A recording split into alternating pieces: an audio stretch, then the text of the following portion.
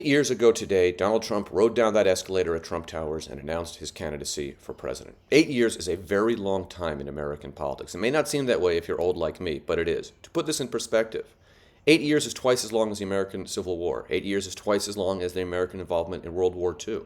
8 years is almost 4 times as long as the period between the Watergate break-in and the resignation of Richard Nixon. 8 years is longer than the time between the Summer of Love and the resignation of Richard Nixon, the period which we generally think of in all caps as the 1960s.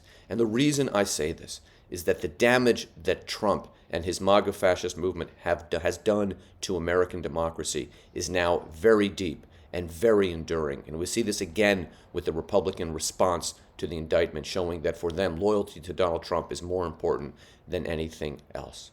And it is very, very difficult for a country to undo the damage of 8 years of this. One term of Trump and then he disappeared, one ugly campaign and then he lost, and we could have survived.